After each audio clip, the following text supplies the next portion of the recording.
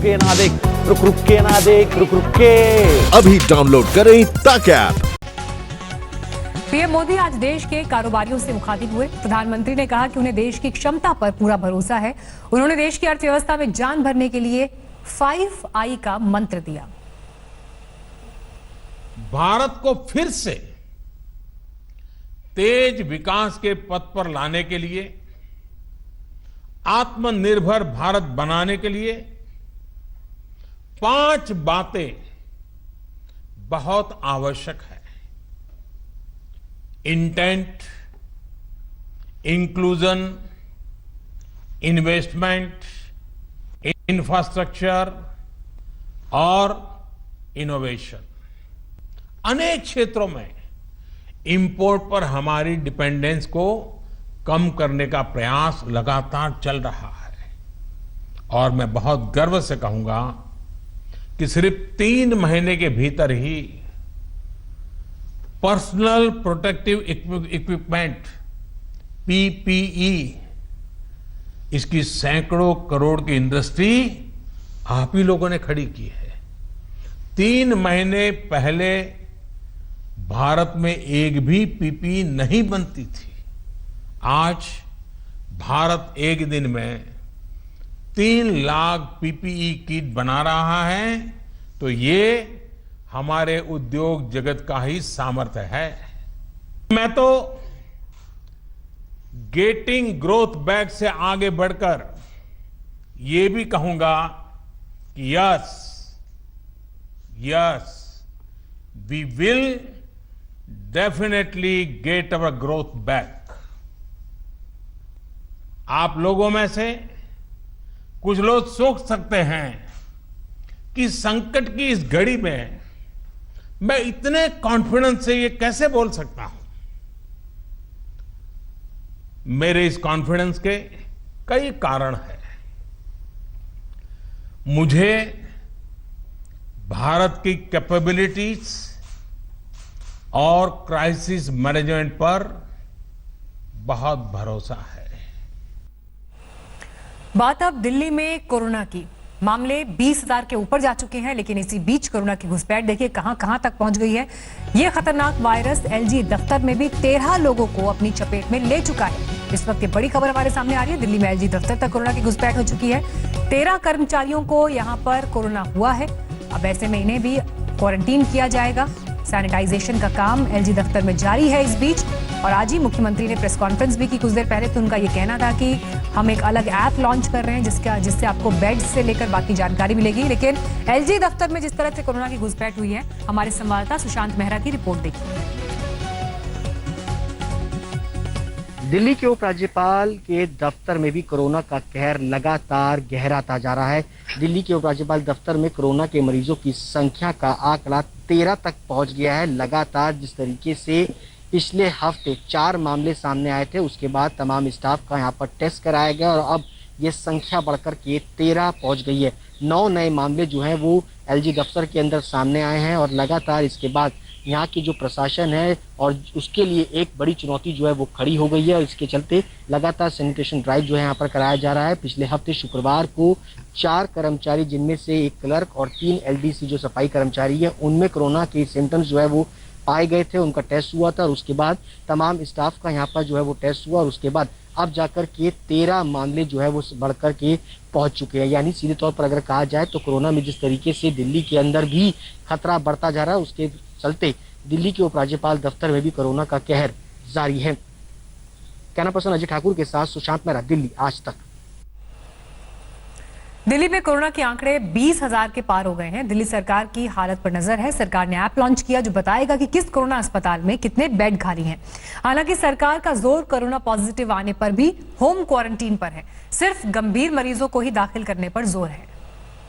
कई बार लोगों के फोन आते हैं, लोगों के मैसेज आते हैं, जी मैं दर दर भटक रहा हूं, मेरे को बेड नहीं मिल रहा, मैं इस अस्पताल में गया, फिर इस अस्पताल में गया, फिर इस अस्पताल में गया, मुझे बेड नहीं मिल रहा। तो इंफॉर्मेशन का गैप है। एक तरफ सरकार ने आपके लिए बेड का इंतजाम कर रखा है, जैसे आज की डेट में 6,731 बेड हैं और दिल्ली के अस्पतालों में केवल 2600 पेशेंट हैं। तो लगभग 4100 बेड खाली पड़े हैं, 4100 बेड आज खाली पड़े हैं। हम लोग आज एक ऐप लॉन्च कर रहे हैं। ये ऐप जो है आप लोग डाउनलोड कर लीजिए इस ऐप को, और ये ऐप आपको ये जानकारी देगा कि दिल्ली के किस अस्पताल में, अगर आपको प्राइवेट में जाना तो इसमें सारे प्राइवेट अस्पतालों की जानकारी भी है, सरकारी अस्पताल में जाना चाहते हैं सरकारी अस्पताल की जानकारी भी है। ये ऐप आपको बताएगा कि दिल्ली के किस अस्पताल में इस वक्त कितने बेड खाली हैं, कितने बेड भरे हुए हैं। ऐप में लिखा है कि इतने बेड खाली हैं, आप उस अस्पताल में गए, अस्पताल ने आपके जाने के बाद आपको एडमिशन देने से मना कर दिया, फिर आप क्या करेंगे? इसका हमने पूरा इंतजाम किया है। आप 1031 पे, वहीं अस्पताल के रिसेप्शन पे बैठ के 1031 पे फ़ोन करना, और 1031 पे आप बताना कि मैं अस्पताल में हूँ, ऐप में लिखा हुआ है इसके अस्पताल खाली हैं, ये मुझे एडमिशन नहीं दे रहे। 1031 पे तुरंत हमारे स्पेशल सेक्रेटरी हेल्थ के पास फ़ोन पहुँचेगा, और वो स्पेशल सेक्रेटरी हेल्थ उस अस्पताल से बात करके आपको ऑन द स्पॉट मौके पे बेड दिलवाएंगे। दिल्ली सरकार ने कल ही दिल्ली के सारे बॉर्डर एक हफ्ते के लिए सील करने का आदेश दिया, लेकिन इसको लेकर आज भ्रम दिखा। नोएडा बॉर्डर पर दिल्ली पुलिस ने रोक टोक शुरू कर दी। इसके उलट गाजियाबाद और गुरुग्राम बॉर्डर पर कोई हलचल नहीं दिखी। इतना तो साफ है कि पुलिस को अभी ये नहीं पता है कि दिल्ली आने वाली गाड़ियों को रोकना है या नहीं। हम खड़े हैं दिल्ली और गौतम बुद्ध नगर यानी नोएडा के बॉर्डर पर, और यहाँ कल तक जहाँ गाड़ियाँ बिना रोक टोक आ जा रही थी, अब गाड़ियों को यहाँ पर चेक जांच किया जा रहा है और उसके बाद ही उन्हें घुसने दिया जा रहा है। यहाँ दिल्ली की तरफ से उत्तर प्रदेश आने वाली गाड़ियों को भी चेक जांच के बाद ही जाने दिया जाता है, यानी पहले ही उत्तर प्रदेश की सीमाएं सील थी, लेकिन अब दिल्ली ने भी अपनी बॉर्डर सील कर लिए हैं, और इस वजह से सिर्फ एसेंशियल सर्विसेज यानी जिनको जाना ही है अपरिहार्य कार्य से, उन्हें ही जाने दिया जा रहा है। और इसका असर न सिर्फ सरहद पर दिखाई पड़ रहा है, बल्कि पूरे देश भर में भी ये राहत भरी खबर है कि जितने एक्टिव केस हैं लगभग उतने ही ठीक होने वाले मरीज भी हैं जिन्होंने कोरोना को मात दी है। खड़े हैं दिल्ली एनसीआर से, यहाँ पर तमाम लोग इसी रास्ते इसी बॉर्डर के जरिए दिल्ली में घुसते हैं, लेकिन यहाँ पर बॉर्डर सील नहीं। आप देख सकते हैं बैरिकेड किनारे लगे हुए हैं। जो गाड़ियां हैं गाजियाबाद की तरफ से आने वाली, वो आराम से दिल्ली की सीमा में प्रवेश कर रही हैं। दिल्ली पुलिस जो यहाँ पर मुस्तैद है, उसका कहना है कि उन्हें किसी भी तरीके का आदेश नहीं मिला है, क्योंकि दिल्ली पुलिस ने अभी तक बॉर्डर सील करने का कोई आदेश नहीं दिया, जिसकी वजह से ये बॉर्डर यहाँ पर सील है। दिल्ली पुलिस के जवान हैं, लेकिन सभी गाड़ियों को बिना चेक किए हुए आराम से दिल्ली की सीमा में घुसने दे रहे हैं। फिलहाल जो दिल्ली के बढ़ते हुए कोरोना संक्रमण के मामले, उसके आदेश की जो केजरीवाल ने दिया था कि बॉर्डर सील रहेंगे, देखा यह जा रहा है मंगलवार की सुबह सुबह कि यहाँ पर किसी भी तरीके का बॉर्डर फिलहाल सील नहीं है। पर तस्वीरें आप देख सकते हैं, ये बयान करती हैं कि अभी यहाँ पे कोई बॉर्डर सील करने नहीं गया। ये सबसे बिजिएस्ट इलाका है जो दिल्ली और हरियाणा को कनेक्ट करता है। ये गुरुग्राम बॉर्डर है, जहाँ पे तमाम IT कंपनीज है और हजारों लोग यहाँ पे दिन भर दिल्ली से ट्रैवल करते हैं।